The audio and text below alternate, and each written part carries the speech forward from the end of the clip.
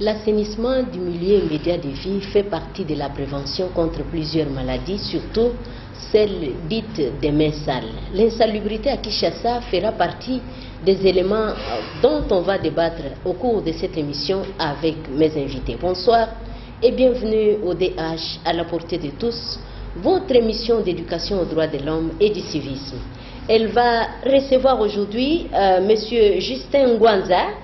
Il est coordonnateur du club des droits de l'homme de l'université de Kinshasa. Il est aussi chargé du projet Asbel Génération Future. Bonsoir monsieur, bienvenue. Bonsoir, bonsoir madame. Ok. À côté de monsieur Justin, nous avons maître Kalala Yamba, Luc. Il est président de l'ADDH, une ONG de défense des droits de l'homme.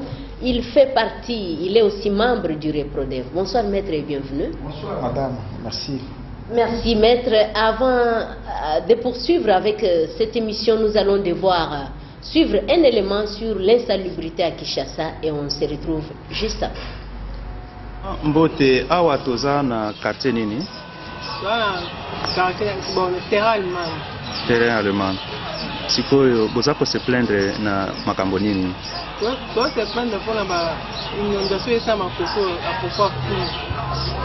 Alboya ba salté na bango nyonso aucune propre boya obokela biso awa. Sombule bandi et comment on est resté na bandao. Et donc ezo kanga nzela ya mai moyo électricité sombule bandi so songa resté na bandao. Na mapa okutu ba locataire ba ko se plaindre ba zo bima na bango. Sikoyo mai wana ezongaka ndenge nini et puis boza ko vivre na ba condition nini?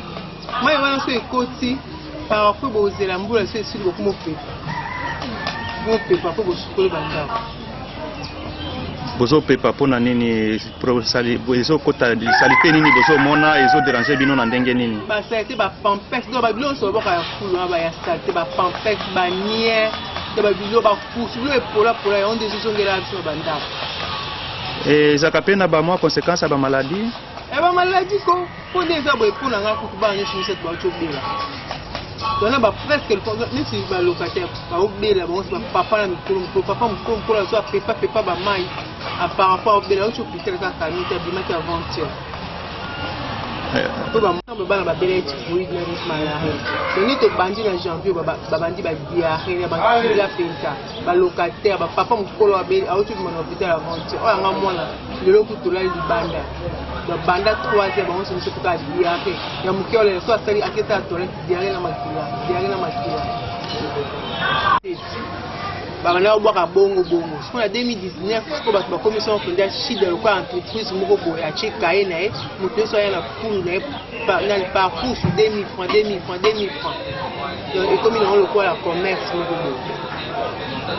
sikoyo bo salaki ba plainte na bino résultat à plainte wana ezandenge nini? Ekene la police toyebisi ba chef bon baza na di nombre makambo bon bazoka ba so pousse ba tiki na 1000 francs pour la police koto ba tiki 2000 francs dans la police ba peut ba complice. Sikoyo oriko yebisa biso bato combien o baza ko souffrir ça kaka bino moko awa ou bien ezandenge nini toyoki pe ke eza pétition moko bobusali soki 500 personnes ezandenge nini? Banda quartier nyonso ya terrain to souffrir na makasi. Nga kuna kende type chef du quartier awa akize otenga te la police. Soki pas la police au chef du quartier donc ba osa biso ka bo. Merci. L'article 53 de la Constitution de la République démocratique du Congo dispose que toute personne a droit à un environnement sain et propice à son épanouissement intégral. Elle a le devoir de le défendre.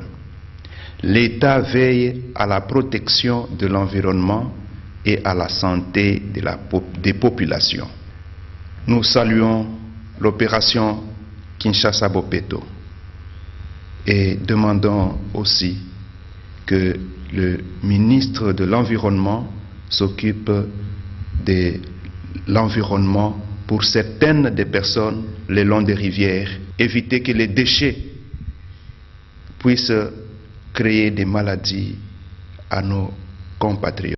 La tournée d'inspection effectuée le dimanche dernier à travers différentes communes de la capitale par le gouverneur de la ville de Kinshasa, Jean-Tiningo Bilambaka, commence à produire des effets positifs. Quelques heures plus tard, la régie d'assainissement de Kinshasa, Raskin en sigle, s'est déployée avec ses engins sur l'avenue Bokassa pour évacuer les immondices qui s'y trouvaient. Tôt ce matin, les tractopelles de la Raskin ont encore assuré l'évacuation des immondices sur l'avenue Rwakading, précisément au marché central de Kinshasa, à la grande satisfaction des commerçants.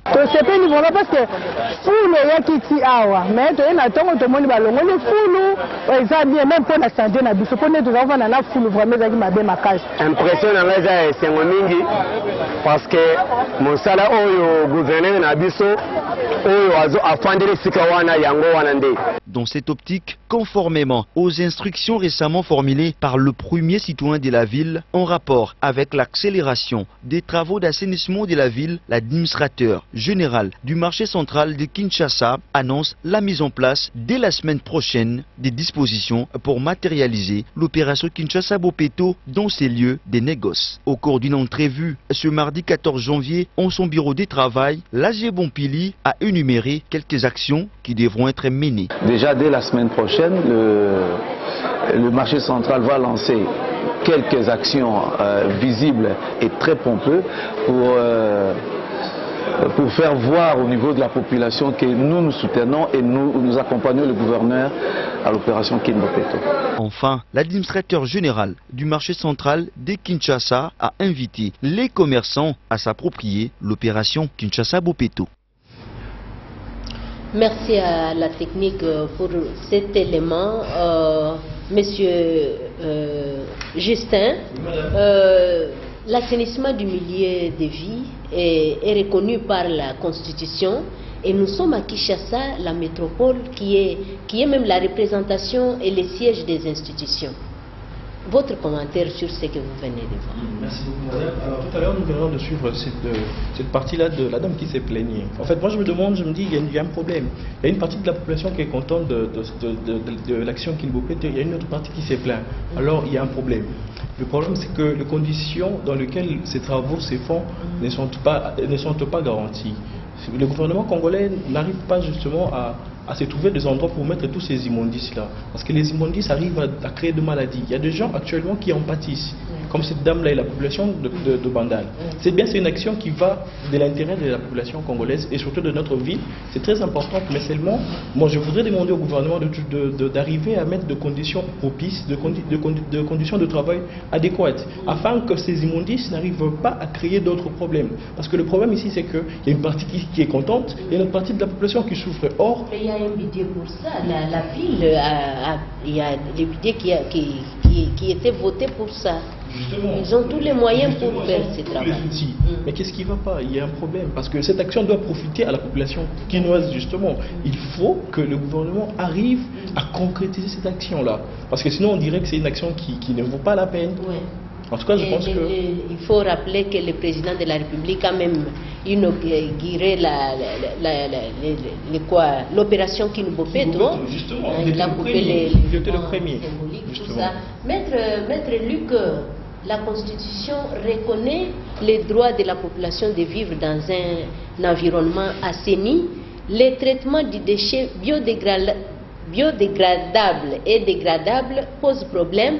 Leur acheminement vers un centre d'enfouissement aussi un problème, alors qu'il y a des experts en environnement. Très bien, madame. Il faudra d'abord d'emblée donner une précision.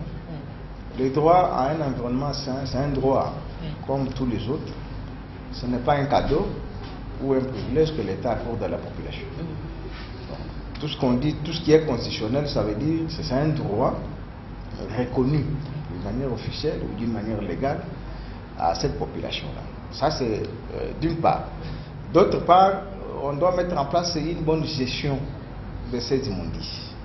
Nous constatons là qu'il y a une défaillance dans la gestion des immondices dans la ville de Kinshasa.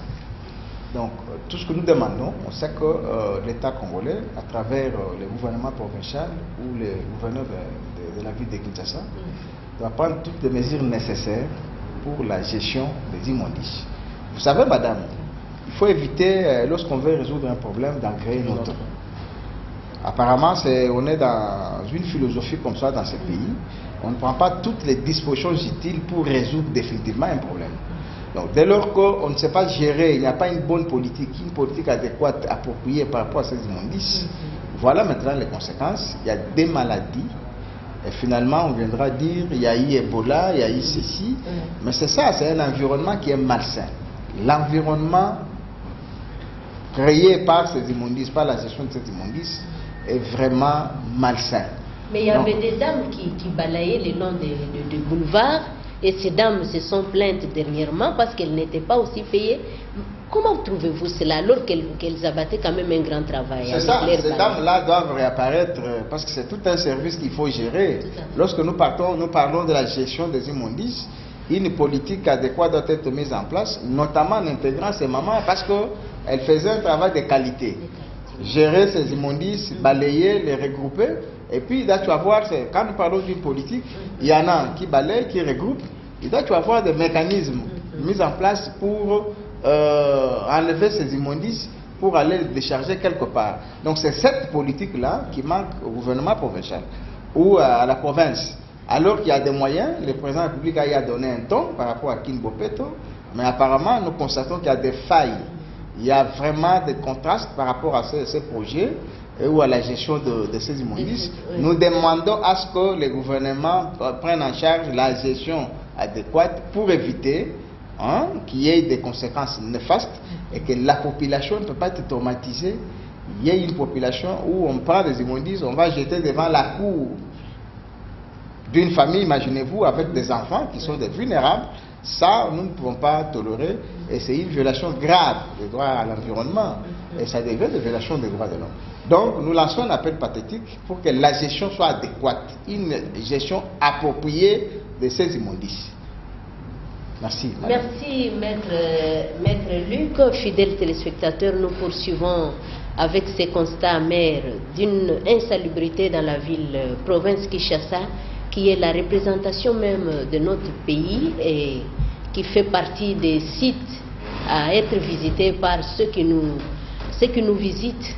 Nous poursuivons avec cette émission pour parler de quelques morts qu'il y a eu dans la prison centrale de Makala pendant la période comprise entre les mois de janvier, je crois, mois de décembre jusqu'au mois de janvier.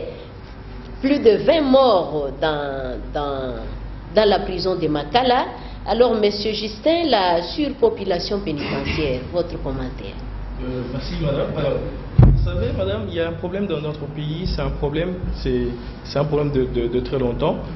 On se demande les conditions carcérales dans lesquelles vivent nos prisonniers. Est-ce que le gouvernement a déjà mis une gestion carcérale? Est-ce qu'il existe-t-il une gestion, une politique carcérale? Parce que lorsqu'il y a surpopulation, il y a justement un problème. Parce qu'il y a surpopulation. Mais la loi a tout réglé. Combien de personnes est-ce qu'il faut mettre dans une cellule? Le problème se trouve où? On arrive à fréquenter dans nos prisons une situation dans laquelle on se demande est-ce que vraiment dans cette prison y a-t-il des personnes qui gouvernent ici?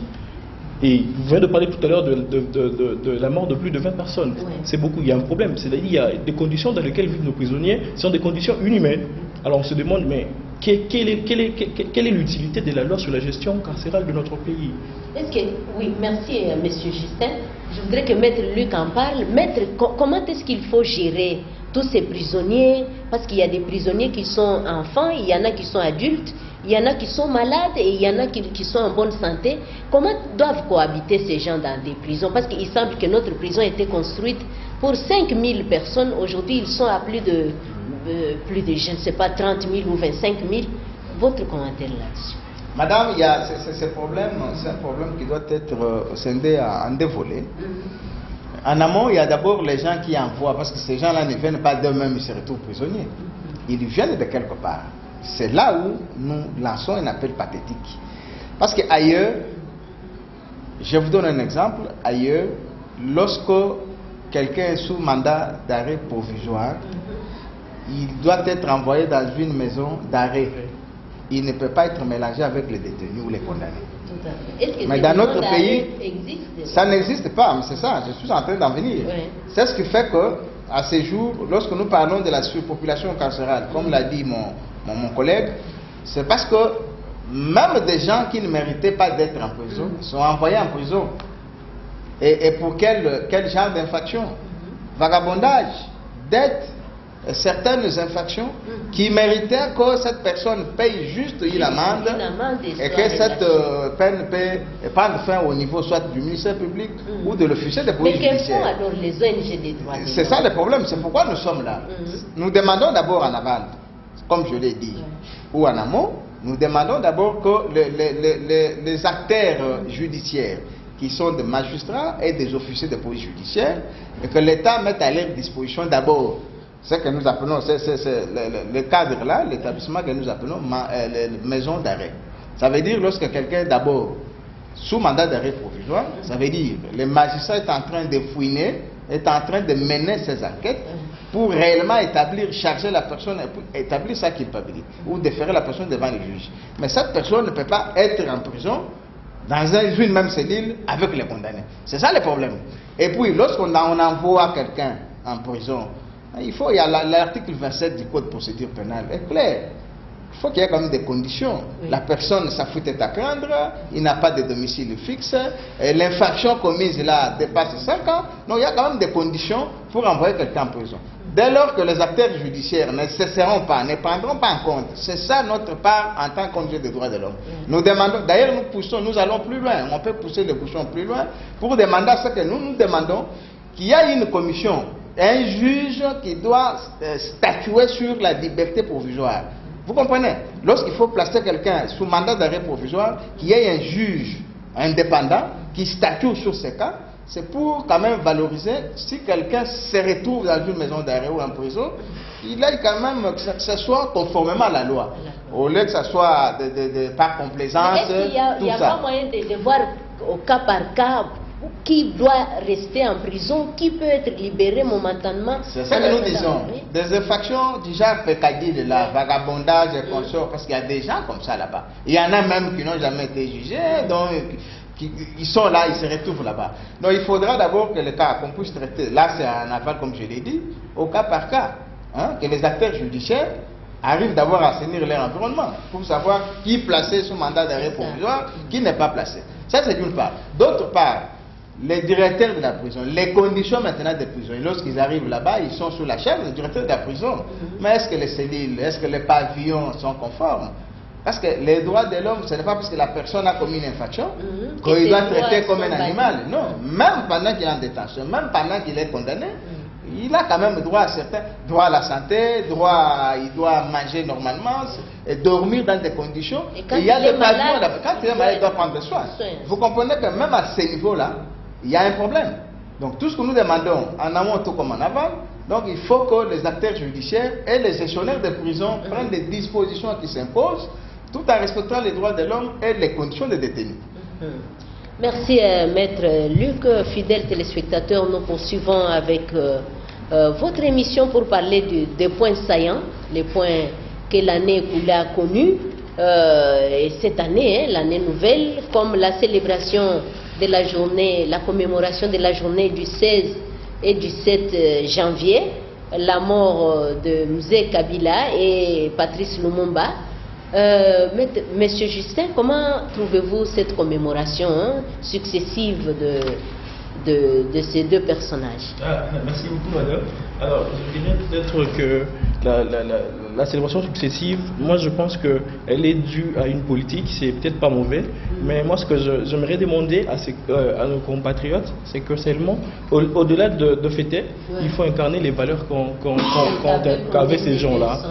Ils avaient de valeurs refuges. C'est le regretté président Laurent Désiré Kabila et Patrice Lumumba, ils ont un carnet de valeurs nationales. S'il y a un problème aujourd'hui dans la ville, nous constatons qu'il y a des gens qui marchent, il y a des gens qui célèbrent. C'est bien de célébrer, mais après, qu'est-ce que vous faites? Il faut un carnet, il faut méditer sur... Il y en a même qui marchent. Justement, il faut méditer sur les valeurs qu'ont incarnées ces gens-là et essayer de les transformer, parce que ce sont des valeurs qui concourent au développement de notre pays. C'est pas mauvais, en tout cas, ce n'est pas mauvais de fêter une de suite.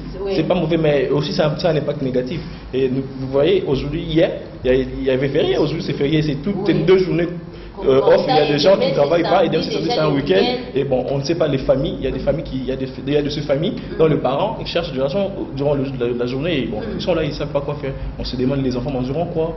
C'est ça le grand problème. Merci beaucoup, M. Justin. Maître Luc, sur les plans tout à fait social et économique, 2 fêtes qui se suivent et qui tombent les week-ends, ce qui va faire au moins 4 jours de fêtes ou de commémoration. Qu'est-ce qu'il faut dire là-dessus? Oui, madame, nous donnerons notre position tout en étant les hommes de terrain. Vous comprenez, nous sommes dans un pays où les gens vivent du jour au jour. Justement.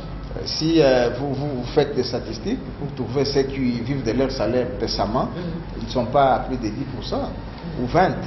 Mais alors, ça c'est d'une part. Il faudra quand même adapter les choses. Nous ne devons pas seulement se fier à des trucs politiques, mais il faut s'adapter à certaines réalités de notre vie. Lorsque vous prenez des gens qui vivent du jour au jour, et vous devez les clouer à la maison pendant 3 jours, je crois qu'il y a un problème. Nous sommes là, nous sommes les hommes de terrain, nous ne sommes pas des hommes politiques, moi personnellement, il y a des familles qui en pâtissent. Ça c'est d'une part. D'autre part aussi, c'est comme mon collègue l'a dit, ces personnes, Laurent Désiré Kabila, il y a eu quand même des valeurs, c'était le nationalisme. C'est une notion qui n'est pas encore ancrée, même dans nos politiques dans ce pays. On ne peut pas se voiler la face. Ici, les gens travaillent pour leur propre banque, pour leur famille. Et on n'a pas de gens aguerris qui peuvent se sacrifier, aller jusqu'au sacrifice suprême pour la nation. Donc, pour moi, nous lançons seulement un appel. Nous voulons que les gens changent la façon de faire les choses, de voir les choses. Nous devons tous regarder dans une même direction. Quelle est cette direction? C'est faire émerger notre pays. Il ne faudra pas seulement rester à des soldats, scandale géologique, nous sommes potentiellement riches, mais lorsque vous êtes sur la chaussée, en commençant par les immondices, les infrastructures scolaires, vous voyez les bâtiments de l'université de Kinshasa, rien ne démontre que nous sommes suffisamment riches. Donc on doit quitter quand même, parce que nous sommes habitués, nous Congolais, à des slogans, mais aller à la réalité, c'est-à-dire que Musée Laurent Désiré Kabila et Lumumba, ça veut dire quoi? Nous devons fédérer nos idées, regarder dans une direction. C'est vrai, en famille, les gens peuvent avoir de problèmes, mais on se connaît, non? Celui-ci est meilleur, celui-ci est moins meilleur, donc soutenons celui qui est meilleur, qui a de bonnes idées, et puis regardons dans une même direction pour faire émerger notre pays. Merci beaucoup, Maître Luc. Là, nous courons derrière les temps. Nous tendons vers la fin de cette émission Droits de l'homme à la portée de tous, en train de débattre sur l'un des grands événements qui a eu lieu. C'est les échauffourées au campus de l'université de Kinshasa. Mais, Monsieur Justin, un peu rapidement votre commentaire là-dessus. Merci beaucoup, madame. On a déguerpi les étudiants et puis il y a eu augmentation des frais académiques. Merci beaucoup. Avant tout, je me dis que je suis étudiant. Oui. Et comme parlait de ça, du coup, je me dis, voilà. Tu es mieux placé. Alors, j'aimerais aborder cette question en deux volets, comme disait tout à l'heure Maître Luc. En amont, je dirais ceci. En fait, à l'UNIKI, les étudiants ont marché, ils ont revendiqué un droit qui est garanti conventionnellement, et c'était le droit de nous nous sommes dit, je ne veux pas m'exclure, nous nous sommes dit que bon, en fait, puisque le problème c'est ils ont haussé le taux de frais. C'est pas le frais mais le taux, justement, parce qu'il faut vraiment qu'on discute sur des choses vraies.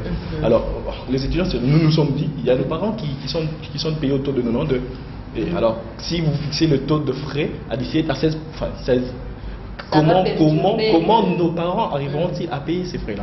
C'est un problème. Voilà pourquoi nous avions marché. Et c'est vrai, je ne suis pas de ceux qui, en tout cas, encouragent, parce que cette marche a pris des proportions inattendues, des proportions vraiment désastreuses, c'est vrai. En tout cas, on a le droit de l'homme, ce sont des actes à condamner, c'est vrai. Et En aval, pour finir, je dirais le déguerpissement. Moi, je continue de le dire, le gouvernement a pris une mesure, c'est vrai, ce n'est pas mauvaise, mais seulement elle a été vite prise. Elle aurait dû être prise justement, elle aurait dû être prise en réfléchissant sur les conditions, justement. Aujourd'hui, il y a des étudiants qui ne savent pas où vivre. Et ça occasionne une situation. Je sais que ces derniers temps, il y a un individu ici, il est politicien, il s'est dit, bon voilà, moi je suis de telle province, j'aimerais inviter les gens de ma province.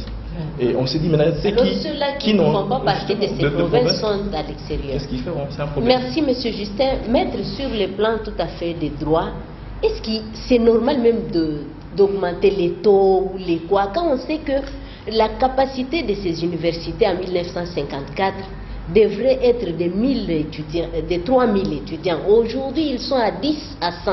Il n'y a pas de laboratoire, il n'y a pas de recherche, il n'y a pas de bibliothèque. Et les bâtiments sont restés tels qu'ils étaient construits en 1954. Est-ce que c'est juste vraiment? Oui, madame. Par rapport à cette question, il est vrai.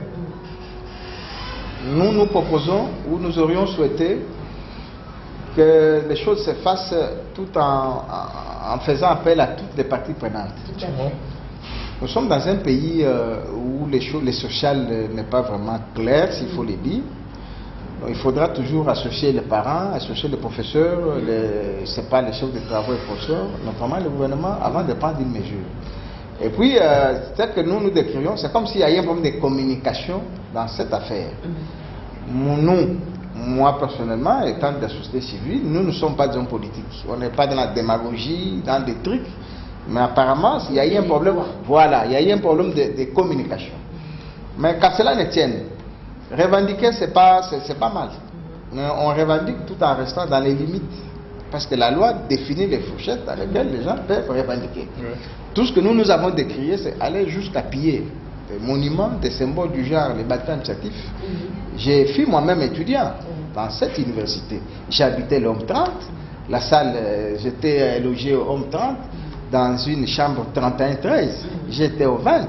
Donc, les déguerpissements là, parce que j'ai même appris les autres qui disaient que c'était la toute première fois, non. Nous disons, l'État reste les garants du bon fonctionnement des institutions. Il y a eu des cas et puis, c'est l'État qui a le monopole de l'ordre public. Dès lors que l'État constate qu'il y a des vues, il y a des dérapages, il y a lieu que l'État prenne certaines mesures pour pouvoir rétablir l'ordre public. Là, ce n'est pas un problème, puis ce n'est pas la première fois, parce que moi j'ai connu ça plus de 3 fois, les années 90. Donc ça, c'est d'une part. D'autre part, nous demandons à nos jeunes étudiants d'être réellement, parce que là, c'est le temple de savoir. On appelle ça, nous appelons ça colline inspirée.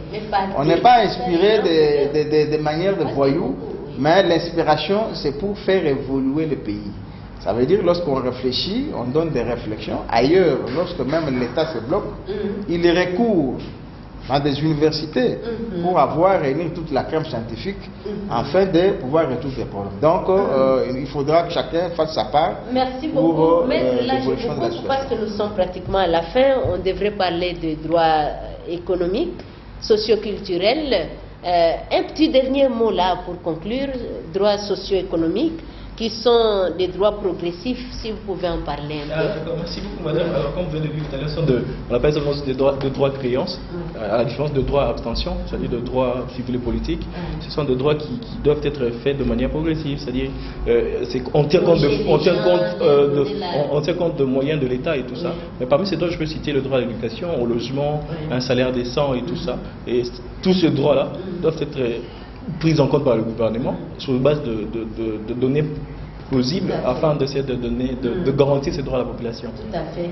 Maître, un peu la différence entre ces droits et les droits politiques. C'est ça. Un peu rapide. Il l'a dit, les droits civils et politiques, généralement ce que les gens font ici de rétention, ça veut dire ayant trait aux conditions carcérales, l'arrestation et consorts, tandis que les droits socio-économiques, Il faudra d'abord que nos auditeurs, les droits, Ouais. les droits de l'homme, c'est tout ça, Ouais. mais les droits sociaux, ça vise réellement, comme on le dit là, les sociales, la culture, ça veut dire les droits au logement, la santé, même le travail. Aujourd'hui, les gens, quand on parle des chômeurs, les gens, l'État est là en train de se... Non, non, c'est une violation des droits de l'homme, parce que chacun a droit à un travail. À un travail. Merci beaucoup, maître Luc, fidèle téléspectateur. Je rappelle que j'avais reçu dans le cadre de cette émission Monsieur Justin Ngwanza. Il est coordonnateur du club des droits de l'homme de l'université de Kinshasa. Il est aussi chargé du projet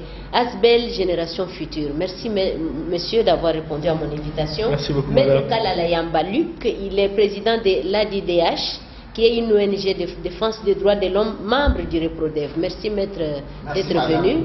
Merci aussi à vous de tout cœur de nous avoir suivis. Derrière les deux caméras, Jerry Bindele et Patient Moussangila étaient à la régie finale. Merci du tout cœur à la radio-télévision catholique Elikia, qui est la radio des droits de l'homme. Merci de nous avoir suivis. D'ici là, portez-vous bien. Au revoir.